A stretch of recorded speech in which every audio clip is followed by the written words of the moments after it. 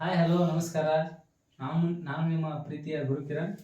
ಇವತ್ತಿನ ವಿಷಯ ಏನಪ್ಪಾ ಅಂದ್ರೆ ವೃತ್ತಗಳು, ಸರ್ಕಲ್. ಈಗೆಲ್ಲ ಕಾಂಪಿಟೇಟಿವ್ ಎಕ್ಸಾಮ್ ವಿ ಆಗ್ಬೋದು ಅಥವಾ GPSTR, HSTR, PSTR ಅಲ್ಲಿ ಬರುವಂಥ ಒಂದು ಟಾಪಿಕ್, ಕಂಪಲ್ಸರಿ ಬರುವಂಥ ಒಂದು ಟಾಪಿಕ್ ಯಾವುದಪ್ಪ ಅಂದ್ರೆ ವೃತ್ತಗಳು, ಸರ್ಕಲ್. ಅದರಲ್ಲಿರುವಂಥ ಬೇಸಿಕ್ಗಳನ್ನ ಕಲ್ತು ಅದರ ಮುಂದಿನ ಹೋಗೋಣ. ಬೇಸಿಕ್ ಏನಪ್ಪ, ವೃತ್ತಗಳು ಅಂದ್ರೆ ಏನು? ವೃತ್ತ ಅಂದ್ರೆ ಏನು? ವೃತ್ತ ಅಂದ್ರೆ ಒಂದು ನಿರ್ದಿಷ್ಟ ಬಿಂದುವಿನಿಂದ ಸಮಾನಾಂತರದ ದೂರದಲ್ಲಿರುವ ಹಲವು ಬಿಂದುಗಳನ್ನು ಸೇರಿಸುವಿಕೆ ಅಂತಾರೆ ವೃತ್ತ ಅಂತ. ಒಂದು ನಿರ್ದಿಷ್ಟ ಬಿಂದು ಏನಂತಾರೆ ಅಂದ್ರೆ ಓ ಅಥವಾ ಸೆಂಟರ್ ಆಫ್ ಸರ್ಕಲ್ ಅಂತ. ಕೇಂದ್ರ ಬಿಂದು, ವೃತ್ತದ ಕೇಂದ್ರ ಬಿಂದು ಏನಂತಾರೆ? ಸೆಂಟರ್ ಆಫ್ ಸರ್ಕಲ್ ಅಂತಾರೋ. ಅದರ ನಿರ್ದಿಷ್ಟ ಬಿಂದುವಿನಿಂದ ಸಮಾನಾಂತರದಿಂದ ಹಲವು ಬಿಂದುಗಳನ್ನು ಸೇರಿಸುವಿಕೆ ಅಂತಾರಪ್ಪ ಅಂದ್ರೆ ವೃತ್ತಗಳು ಅಥವಾ ವೃತ್ತ ಅಂತಾರೆ. ವೃತ್ತ ಮುಗಿತು. ಇದರಲ್ಲಿರುವಂತ ಸಮ್ ಟಾಪಿಕ್ ಅದಾವು. ಒಂದೇದ ತ್ರಿಜ್ಯ. ವೃತ್ತದಲ್ಲಿ ಬರುವಂತ ಒಂದು ಸಣ್ಣ ಟಾಪಿಕ್ ತ್ರಿಜ್ಯ. ತ್ರಿಜ್ಯ ಅಂದ್ರೆ ಏನ? ವೃತ್ತದ ಕೇಂದ್ರ ಬಿಂದುವಿನಿಂದ ಪರಿಧಿಗೆ ಎಳೆದ ರೇಖೆ, ಇದಕ್ಕೆ ಅಂತಾರೆ ತ್ರಿಜ್ಯ. ಇದರಿಂದ ಯಾವ ಸಂಕೇತದಿಂದ ಗುರುತ ಮಾಡ್ತಾರೆ ಅಂದ್ರೆ ಸ್ಮಾಲ್ ಆರ್ ಸಂಕೇತದಿಂದ ಗುರುತ ಮಾಡ್ತಾರೆ ತ್ರಿಜ್ಯ. ಕೇಂದ್ರ ಬಿಂದುವಿನಿಂದ ಪರಿಧಿಗೆ ಎಳೆದ ರೇಖೆ ಏನಂತಾರ? ಕೇಂದ್ರ ಬಿಂದುವಿನಿಂದ ಪರಿಧಿಗೆ ಎಳೆದ ರೇಖೆನ ತ್ರಿಜ್ಯ ಅಂತ, ಇಂಗ್ಲಿಷ್ ರೇಡಿಯಸ್ ಅಂತ. ನೆಕ್ಸ್ಟ್ ಪರಿಧಿ. ಪರಿಧಿ ಅಂದ್ರೆ ಸುತ್ತಲೂ ಆವರಿಸಿರುವಂತ ಬೌಂಡ್ರಿ ಲೈನ್ ಅಂತಾರೆ ಪರಿಧಿ ಇತ್ತು. ನಾವು ಸುತ್ತಲೂ ಆವರಿಸಿದಂತಹ ಸರ್ಕಲ್ ಸುತ್ತಲೂ ಆವರಿಸಿರೋದು, ಇದಕ್ಕೆ ಅಂತಾರೋ ಪರಿಧಿ. ನೆಕ್ಸ್ಟ್ ಜ. ಯಾವುದೇ ಎರಡು ಪರಿಧಿಯ ಮೇಲಿನ ಯಾವುದೇ ಎರಡು ಬಿಂದುಗಳನ್ನು ಜೋಡಿಸೋಕೆ ಅಂತಾರೆ ಜ ಅಂತಾರೆ. ವೃತ್ತದ ಮೇಲಿನ ಯಾವುದೇ ಇಲ್ಲೊಂದು ಬಿಂದು ತೋದ್ನ, ಇದೊಂದು ಬಿಂದು ತೋದ್ನ, ಎರಡೂ ಬಿಂದುಗಳನ್ನ ಸೇರಿಸಿದ್ರೆ ಇದಕ್ಕೆ ಅಂತಾರೆ ಜ. ಜ ಅಂತ ಕರೀತಾರೆ. ಎಲ್ಲಿ ಬೇಕಾದ ಎಷ್ಟು ಬೇಕಾದ ಜಾಗಗಳು ಎಳಿಬಹುದು, ಎಷ್ಟು ಬೇಕಾದ ತ್ರಿಜ್ಯಗಳು ಎಳಿಬಹುದು. ಎಲ್ಲಾ ತ್ರಿಜ್ಯಗಳು ಸಮವಾಗಿರ್ತಾರೆ. ಎಲ್ಲಾ ತ್ರಿಜ್ಯಗಳು ಇರ್ತಾರೆ, ಸಮನಾಗಿರ್ತಾವ. ಅದೇ ರೀತಿ ಜಾಗಗಳು ಬೇರೆ ಬೇರೆ ಇರ್ತಾವ. ಜಾಗಗಳು ಬೇರೆ ಬೇರೆ ಇರ್ತಾವ. ಅತಿ ದೊಡ್ಡ ಜ ಅಂದ್ರೆ ವ್ಯಾಸ. ಅತಿ ದೊಡ್ಡ ಜ ಅಂತ ಕೇಳ್ತಾರೆ. ದೊಡ್ಡ ಜ ಇರುತ್ತೆ ಯಾವಾಗಲೂ ವ್ಯಾಸ ಆಗಿರ್ತೈತಿ. ಈ ನೆಕ್ಸ್ಟ್ ಟಾಪಿಕ್ ವ್ಯಾಸ ಇದೆ. ವ್ಯಾಸ ಅಂದ್ರೆ ಒಂದು ಪರಿಧಿಯ ಬಿಂದುವಿನಿಂದ ಮತ್ತೊಂದು ಪರಿಧಿಯ ಬಿಂದುವಿನ ಮೂಲಕ ಕೇಂದ್ರದ ಮೂಲಕ ಹಾದು ಹೋದ್ರದ ಜ ಅಂತಾರ. ಯಾವಾಗಲೂ ಏನಾಗ್ಬೇಕ್ರಿ? ಕೇಂದ್ರದ ಮೂಲಕ ಹಾದು ಹೋಗ್ಬೇಕ್ರಿ. ಈಗ ನೋಡ್ರಿ, ಕೇಂದ್ರದ ಮೂಲಕ ಇದೊಂದು ಬಿಂದು, ಇದೊಂದು ಬಿಂದು ಹೆಸರು ಕೊಡ್ತೀನಿ, ಎ ಬಿ ಅಂತ ಹೆಸರು ಕೊಡ್ತೀನಿ. ಎ ಬಿ ಅಂತ ಹೆಸರು ಕೊಡ್ತೀನಿ. ಎ ಬಿ, ಎ ಅನ್ನೋದು ಓ ಮೂಲಕ ಹಾದು ಹೊಂಟೈತೆ ಅಂದಾಗ ಏನಂತಾರ? ವ್ಯಾಸ ಅಂತಾರ. ವ್ಯಾಸವನ್ನು ಎದರಲ್ಲಿ ಗುರುತಿಸ್ತು ಅಂದ್ರೆ ಡಿ ದಿಂದ ಗುರುತಿಸ್ತು. ಇದು ಯಾವಾಗಲೂ ಏನಾಗಿರುತ್ತೆ? ವ್ಯಾಸ ಅನ್ನೋದು ಡಿ ದಿಂದ ಸಂಕೇತ ಮಾಡ್ತೀವಿ. ಇದು ಯಾವಾಗಲೂ ತ್ರಿಜ್ಯದ ಎರಡು ಪಟ್ಟಾಗಿರುತ್ತೆ. ತ್ರಿಜ್ಯದ 2r ಅಂತ ಬರಿಬಹುದು ನಾವು. ಡಿ ಅಂದ್ರೆ ಏನ್ ಹೇಳ್ರಿ? ಡಯಾಮೀಟರ್ ಐತಿ, ಅದು ವ್ಯಾಸ ಆಯ್ತು. ಇದು ತ್ರಿಜ್ಯದ ಎರಡು ಪಟ್ಟ. ಇದು ಆರ, ಇದು ಆರ ಕೂಡಿ ಏನ್ ಬರಿಬಹುದು ನಾವು? 2r ಅಂತ ಬರಿಬಹುದು. ಅದೇ ರೀತಿ ಇದೇನಾಗೈತಿ? ಹಂಗಾದ್ರೆ ನಾವು ಅದು ತ್ರಿಜ್ಯ ಅಷ್ಟ ಬೇಕಾಗಿತ್ತಂದ್ರೆ ಅವಾಗ ಏನ್ ಬರಿಬಹುದು ನಾವು?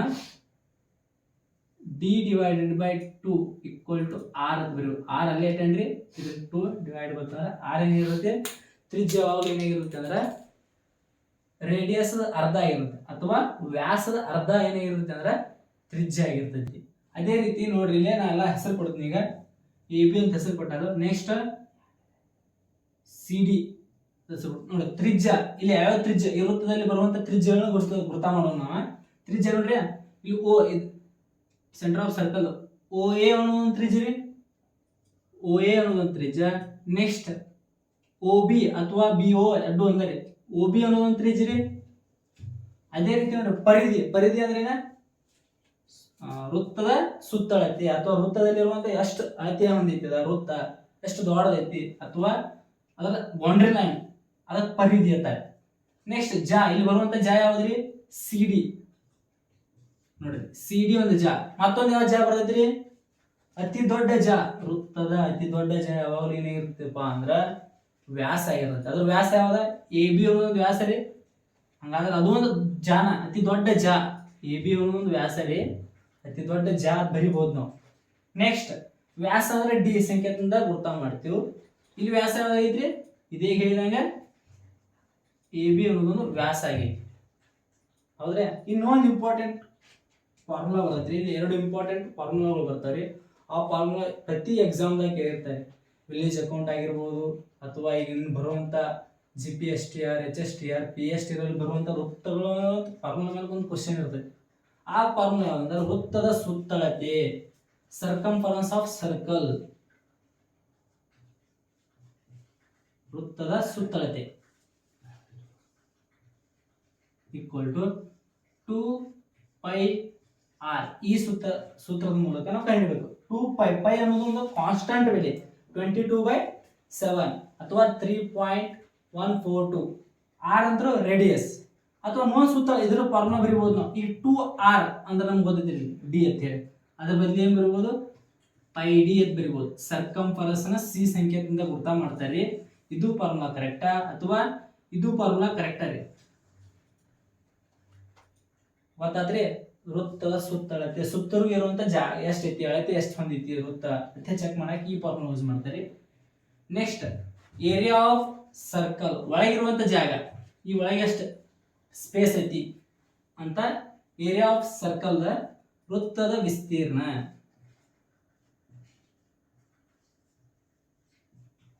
ವೃತ್ತದ ವಿಸ್ತೀರ್ಣ ಈಕ್ವಲ್ ಟು ಏನೈತ್ರಿ ಫಾರ್ಮುಲಾ, πr².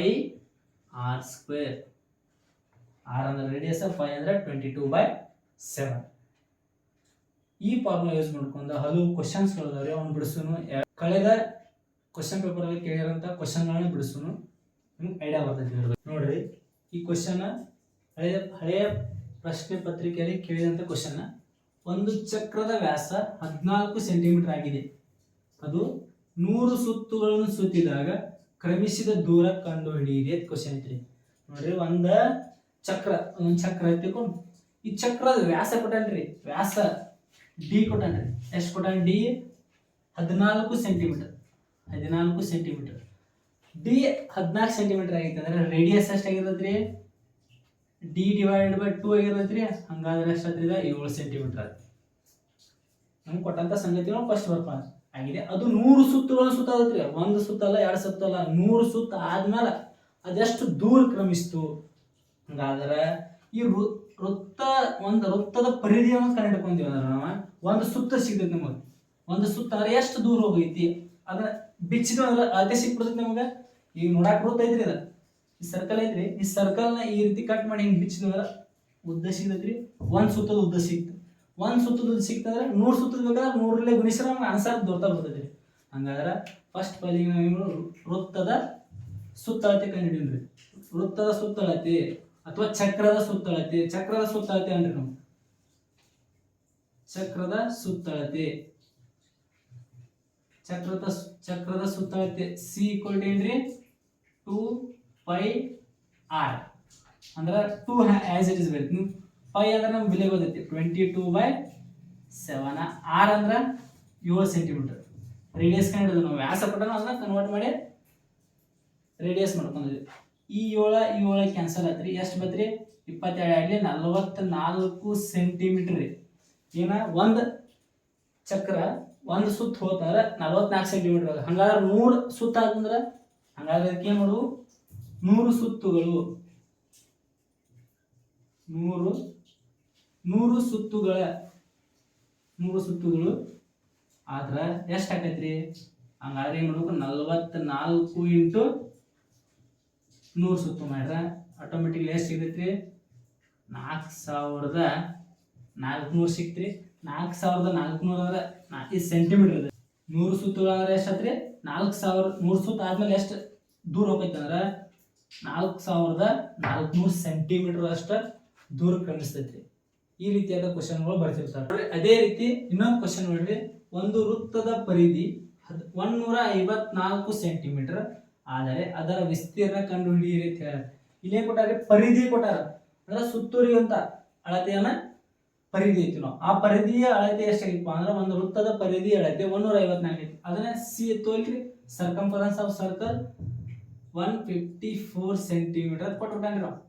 ನಾವ್ ಹೆಂಗ್ ಹಿಡಿಬೇಕೈತ್ರಿ? ಏರಿಯಾ ಕಂಡು ಹಿಡಿಬೇಕಾಯ್ತು. ವೃತ್ತದ ವಿಸ್ತೀರ್ಣ ಒಳಗಿರುವಂಥ ಜಾಗ ಎಷ್ಟೈತೆ ಕಂಡುಹಿಡಿಬೇಕಾಗಿತ್ತು. ಹಂಗಾದ್ರೆ ನಾವು ಯಾವ ರೀತಿ ನೋಡ್ಬೇಕಂದ್ರೆ ಫಸ್ಟ್ ನಮ್ಗೆ ಗೊತ್ತೈತಿ ಸರ್ಕಂಫರೆನ್ಸ್ ಫಾರ್ಮುಲಾ ಗೊತ್ತೈತಿ ನಮ್ಗೆ ಏನೈತಿ ಸಿ ಈಕ್ವಲ್ ಟು 2πr ಅಂತ ಗೊತ್ತೈತಿ. ನಮ್ಮ ಸರ್ಕಂಫರೆನ್ಸ್ ಕೊಟ್ಟಾನ್ರಿ 154 2πr. ಇವು 2π ಅನ್ನೋದು ನಮ್ಗೆ ಬೆಲೆ ಗೊತ್ತೈತ್ರಿ. ಇವನ್ನೆಲ್ಲ ಈ ಕಡೆ ತೊಗೊಂಡ್ಬಿಡ್ತು ಆರ್ ಮಾತ್ರ ಹಿಡಿದು ರೇಡಿಯಸ್ ಕಂಡುಹಿಡಿತೀನಿ. 154 ಡಿವೈಡ್ ಬೈ 2π ಬೆಲೆ ಗೊತ್ತೈತ್ರಿ ಏನ 22/7 ಈ ಕಡೆ ಬರ್ತಂದ್ರೆ 7/22 ಆಗೈತ್ರಿ ಈಕ್ವಲ್ ಟು ಆರ್. ಹಂಗಾರೆ ನೋಡ್ರಿ ಕರ್ತಾ ಬಿಡ್ನ 11 2 22 11 1 11 ಇಲ್ಲಿ ಕೈಲ 4 ಕ್ಯಾರಿ ಬಿದ್ದೈತ್ರಿ. ಹಂಗಾರೆ 11 4 40. ನೆಕ್ಸ್ಟ್ ನೋಡ್ರಿ 2 1 2 7 ಏನು ಹೇಳೋದು 7 ಗುಣಿಲೆ 7 ಡಿವೈಡ್ ಬೈ 2 ಐತಿ.